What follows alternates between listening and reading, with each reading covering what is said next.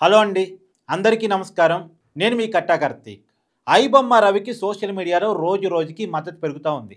ఒక సినిమాలు పైరసీ చేసే వ్యక్తికి, ఆన్లైన్ బెట్టింగ్ యాప్లు ప్రమోట్ చేసే వ్యక్తికి సోషల్ మీడియాలో ఎందుకు మద్దతు పెరుగుతుంది అని ఆలోచిస్తే, ఇది ఐబొమ్మ రవి మీద మద్దతు కాదు, సినిమా వాళ్ళ మీద వ్యతిరేకత, సినిమా థియేటర్ల మీద వ్యతిరేకత, సినిమా టికెట్ల రేట్ల పెంపు మీద వ్యతిరేకత, సినిమా థియేటర్ల దోపిడీ మీద వ్యతిరేకత. కరెక్ట్గా ఇదే.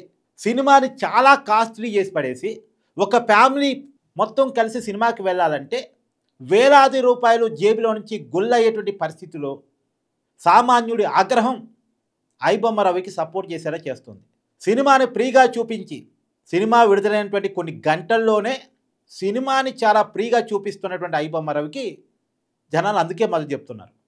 సహజంగా మన సినిమా వాళ్ళు ఏం చేస్తున్నారు, సినిమా విడుదలైనటువంటి మొదటి రోజు, మొదటి వారం లేదా మొదటి 10 రోజులు టికెట్ రేట్లు విపరీతంగా పెంచేస్తున్నారు. సినిమా బాగుంది బాగలేదు అర్థమయ్యే లోపే సినిమాకు పెట్టిన బడ్జెట్ అంతా వచ్చేయాలి అని ప్లాన్ చేస్తున్నారు. ప్రభుత్వాలు కూడా సినిమా టికెట్ రేట్లు పెంచుకోవడానికి విపరీతంగా పర్మిషన్ ఇస్తున్నాయి. ఆ సినిమా హీరో స్థాయిని బట్టి 1000 రూపాయల టికెట్, 700 టికెట్, 500 టికెట్, ఇలా విపరీతంగా టికెట్ రేటు పెంచి జనాల దగ్గర డబ్బులు వసూలు చేస్తున్నారు. బెనిఫిట్ షోలు, ప్రీమియర్ షోలు ఈ పేరుతోటి పెద్ద ఎత్తున డబ్బులు వసూలు చేస్తున్నారు. ఇది టికెట్ రూపంలో జరిగే దందా. ఇది కాక మళ్ళా సినిమా థియేటర్కి పోతే పాప్కార్న్ 70 రూపాయలు అంటాడు, సమోసా 50 రూపాయలు అంటాడు, వాటర్ బాటిల్ 30 రూపాయలు అంటాడు, కూల్ డ్రింక్ బాటిల్ చిన్న 10 రూపాయల బాటిల్ని 30 రూపాయలు 40 రూపాయలు చేసి అమ్ముతాడు. మళ్ళీ కాంబో అని చెప్పేసి పిల్లగాన్ని అట్రాక్ట్ చేసేలా పెట్టి, మన పిల్లలతో కలిసి సినిమాకి వెళ్ళాం అనుకోండి, పిల్లలు మారం చేస్తారు కదా, కాంబో అని చెప్పేసి ఒక 150-200 రూపాయలు మన జేబులో నుంచి వసూలు చేసి మన చేతిలో popcorn packet, cool drink bottle పెడతాడు. ఇలా ఇంత దారుణమైన దోపిడీని మన సినిమా థియేటర్లో చూస్తూ ఉన్నాం. ఇది చూసిన తర్వాత సామాన్యుడికి ఏమనిపిస్తుంది, సినిమా పట్ల వ్యతిరేకత. మామూలుగా సినిమా అంటే పిచ్చి ఉంటుంది జనాలకి. తాము ఇష్టపడేటువంటి హీరో సినిమాని మొదటి రోజు మొదటి షోనే చూడాలి. పిల్లల్లో ఇదే ఉంటుంది, పెద్దల్లో ఇదే ఉంటుంది. ప్రధానంగా పిల్లల్లో ఉంటుంది. పిల్లలు మారం చేస్తారు, పెద్దవాళ్ళు ఆటోమేటిక్గా తీసుకెళ్తారు. మన పుష్ప 2 సినిమా అప్పుడు జరిగింది ఏంది, ఒక పిల్లవాడు పాపం మారం చేస్తే ఆ పిల్లవాడి మీద ప్రేమతో సినిమాకి తీసుకెళ్లారు, బెనిఫిట్ షోకి తీసుకెళ్లారు. రాత్రిపూట వాళ్ళ పేరెంట్స్కి ఏమి ఇష్టం ఉండదు సినిమా నైట్ పూట చూడాలి, ఈ టైంలో చూడాలని.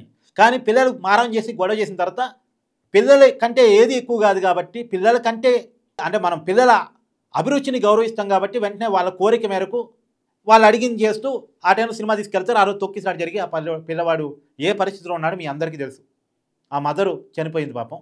సరే, ఈరోజు ఆ సంఘటన వదిలేస్తే సినిమా థియేటర్ ఎంత దోపిడీ చేస్తున్నాయి అనేటువంటిది మీ అందరికీ తెలుసు. మళ్ళీ ప్రీమియర్ షోలు, బెనిఫిట్ షోలు. బెనిఫిట్ షో అంటే ఎవరికి బెనిఫిట్, సినిమా అంటే నిర్మాతలకు బెనిఫిట్, థియేటర్ యాజమానులకు బెనిఫిట్, జనానికి బెనిఫిట్ కాదు, అభిమానులకు బెనిఫిట్ కాదు. మామూలుగా బెనిఫిట్ షోలు, ప్రీమియర్ షోలు ఎవరు చూస్తారండి, విపరీతమైన అభిమానం ఉన్నవాళ్ళు చూస్తారు. ఆ విపరీతమైన అభిమానం ఉన్న వాళ్ళకి హీరోలు ఏమైనా ఫ్రీగా సినిమాలు చూపిస్తారా, డైరెక్టర్ ఏమైనా ఫ్రీగా సినిమాలు చూపిస్తారా? చూపించరు.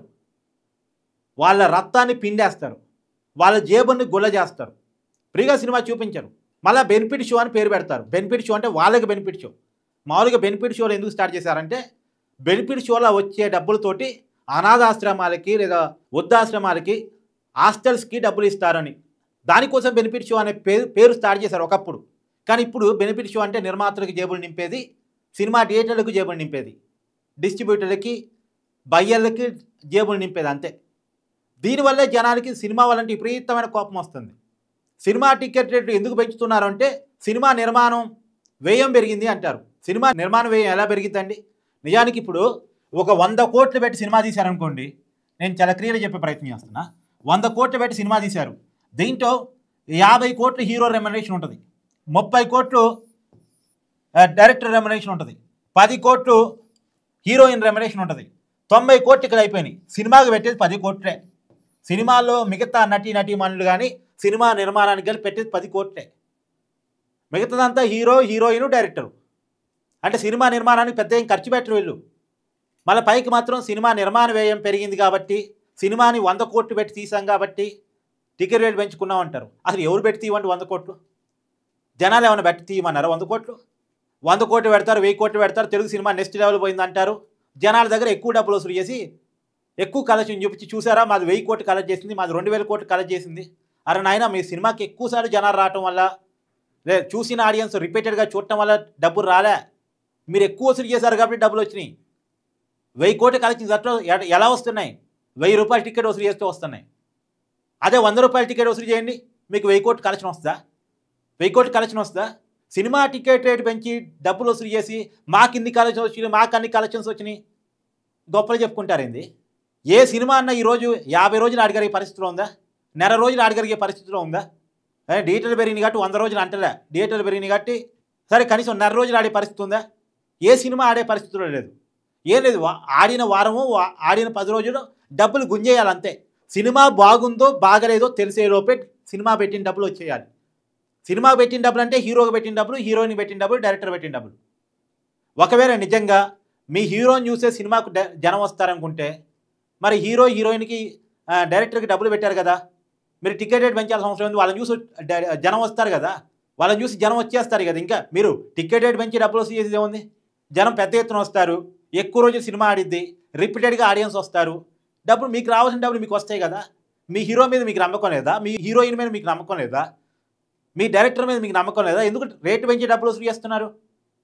నిజంగా వాళ్ళ మీద మీకు అంత నమ్మకం ఉంటే ఆ హీరోని అభిమానించే అభిమానులు పదే పదే పదే వచ్చి సినిమా బాగున్నా బాగాలేకపోయినా, ఆ సినిమాలో పాటలు బాగున్నా బాగాలేకపోయినా, డ్యాన్సులు బాగున్నా బాగాలేకపోయినా, కథ బాగున్నా బాగాలేకపోయినా ఆ హీరోని చూసి హీరోయిన్ చూసి, లేదు వాళ్ళు చూపించే హీరో అయితే బాడీ చూపిస్తాడు, హీరోయిన్ అయితే నేను చెప్పడం బాగోదు, డైరెక్టర్ అయితే బాగా డైరెక్ట్ చేస్తాడు, వండర్ఫుల్ వరల్డ్ క్లాస్ డైరెక్టర్సు.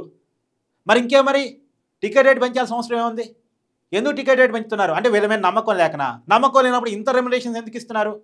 ఈ రెమ్యునరేషన్ తగ్గించండి, సినిమా కాస్ట్ తగ్గిపోయింది. సినిమా కాస్ట్ తగ్గిపోతే టికెట్ పెంచాల్సిన అవసరం లేదు. మీరేమో రెమ్యునరేషన్స్ కుమ్మరిస్తారు, జనాల దగ్గర దోచేస్తారు. జనాల అభిమానాన్ని ఎన్కాజ్ చేసుకోవడం అంటారు దీన్నే. అందుకే జనాలకి సినిమా వాళ్ళంటే కోపం, విరక్తి వస్తుంది. ఆ కోపంలో నుంచి ఒక పైరసీదారుని, ఒక బెట్టింగ్ యాప్ల ప్రమోటర్దారుని జనం మద్దతు తెలుపుతూ ఉన్నారు. మాకు ఫ్రీగా సినిమా చూపించే దేవుడు అంటున్నా ఉన్నారు. మొన్న సజ్జనారి గారు, ఆయనకి చాలా మంచి పేరు ఉంది నిజానికి పోలీసు అధికారిగా. ఆయన చిరంజీవి గారితో, నాగార్జున గారితో, రాజమౌళి గారితో కలిసి ప్రెస్ మీట్ పెట్టారు. చిరంజీవి గారు, నాగార్జున గారు ఎంత పెద్ద హీరోలండి, ఎన్ని దశాబ్దాలుగా ఇండస్ట్రీలో ఉన్నారు. రాజమౌళి గారు ఇలా వరల్డ్ ఫేమస్ తెలుగు డైరెక్టర్ కదా. అలాంటి వాళ్ళు ప్రెస్ మీట్ పెట్టినా సరే వాళ్ళకంటే ఐబొమ్మ రవికి ఎక్కువ మద్దతు వస్తుంది సోషల్ మీడియాలో. అతని మీద నేను గతంలో 2 వీడియోలు నెగిటివ్గా చేస్తే కామెంట్స్ మాత్రం అతనికి మద్దతుగా వస్తున్నాయి. అతనికి నెగిటివ్గా వీడియో చేస్తే పోయే పరిస్థితి కూడా లేదు, పాజిటివ్గా వీడియోలు చేస్తే పోయే పరిస్థితి. అంటే నేను వాస్తవం చెప్పే ప్రయత్నం చేస్తున్నాను. ప్రజలు దేన్ని యాక్సెప్ట్ చేస్తున్నారు, దేన్ని యాక్సెప్ట్ చేయట్లేదు అని చెప్పే ప్రయత్నం చేస్తున్నాను. ఎందుకు జనాలు ఇలా ఐబొమ్మ లాంటి ప్రీ వెబ్సైట్కి అలవాటు పడ్డారు అంటే కారణం సినిమా మామూలుగా ఎవరికైనా సినిమాని థియేటర్లో చూడాలనే ఉంటుంది. కుటుంబం అంతా కలిసి థియేటర్లో చూస్తే ఆనందమే వేరు. థియేటర్లో చూస్తే వచ్చే ఆనందం ఇంట్లో టీవీలో చూస్తే రాదు. కానీ థియేటర్లోకి పోతే దోపిడీ. ఒక పెద్ద సినిమాని మొదటి వారమో 10 రోజుల్లో చూడాలంటే ఖచ్చితంగా జేబుకి ఒక 5,000 గుళ్ళైపోతాయి. ఒక 5,000 గుళ్ళైపోతాయి. దానివల్ల జనం ఎందుకులే ఐబొమ్మలో చూద్దాం అని రాజీ పడుతున్నారు. మీకు అర్థమవుతుందా? జనం రాజీ పడే ప్రీ సినిమా చూస్తున్నారు. ఫ్రీగా వస్తుంది కాబట్టి చూడట, అక్కడ పోవటం ఇష్టం లేక, అక్కడ పోతే జేబులు గుళ్ళైతాయి అని డబ్బులు పెట్టలేక ఫ్రీగా చూస్తున్నారు అంతే. ఇప్పుడేదో హెచ్డీ క్వాలిటీలో ఇస్తున్నాడని కాదు, కొద్ది క్వాలిటీ తగ్గినా సరే జనాలు థియేటర్లో పోవటం దాదాపు తగ్గిస్తున్నారు, క్రమక్రమంగా తగ్గిస్తున్నారు. దాన్ని అర్థం చేసుకోవాలి సినిమా ఇండస్ట్రీ వాళ్ళు కూడా, రివ్యూ చేసుకోవాలి. ఎందుకు నాయన ఇంత పెద్ద హీరోలు పక్కన ఉన్నా కానీ వీళ్ళకి కాకుండా ఐబొమ్మ రవి అనేటువంటి ఎవరో కూడా తెలియదు. అతనికి జనాలకి పరిచయం కూడా లేదు. అతను ఎప్పుడు స్క్రీన్ మీద కనపడ్డ వ్యక్తి కాదు, కెమెరాల ముందు కనపడ్డ వ్యక్తి కాదు. మొన్న అరెస్ట్ అయ్యే వరకు ఆయన రూపం కూడా ఎవరికి తెలియదు. ఎవరో ఒక అనామకుడు పాపం. అతన్ని ఇవాళ జనం ఇష్టపడుతున్నారంటే కారణం ఏంటి? వీళ్ళు చేసిన పాపం, వీళ్ళు చేస్తున్న పాపం. ఇప్పుడు చాలామంది ప్రశ్నిస్తున్నారు తెలుసా, బెట్టింగ్ యాప్లు ఐబొమ్మ రవి ఒకడే ప్రమోట్ చేశాడా? సినిమా ఇండస్ట్రీకి సంబంధించిన ప్రకాష్ రాజు, చాలామంది హీరోలు, హీరోయిన్లు, సోషల్ మీడియా ఇన్ఫ్లుయెన్సర్లు వాళ్ళంతా ప్రమోట్ చేశారు కదా, వాళ్ళని ఏం చేశారు మరి? ఒక రవి మీద పడ్డారు ఎందుకు మీరు అంతా అని చెప్పేసి అడుగుతున్నారు. తర్వాత సినిమా ఇండస్ట్రీ వాళ్ళు డ్రగ్స్ తీసుకున్నారు కదా, ఆ కేసులు ఏమని అడుగుతున్నారు. ప్రభుత్వాలు సమాధానం చెప్తాయా? సినిమా ఇండస్ట్రీ వాళ్ళు సమాధానం చెప్తారా? సినిమా ఇండస్ట్రీలకి డ్రగ్స్ కేసులు ఉన్నాయి, బెట్టింగ్ యాప్ కేసులు ఉన్నాయి. వీళ్ళు కాదా సంఘ విద్రోహ శక్తులు, వీళ్ళు కాదా యాంటీ సోషల్ ఎలిమెంట్స్ అని సమాజం అడుగుతూ ఉంది. సినిమా ఇండస్ట్రీ దీన్ని సమాధానం చెప్తే రాలి. మీరేమనుకుంటున్నారో కూడా కామెంట్ రూపంలో తెలియజేయండి. Thank you.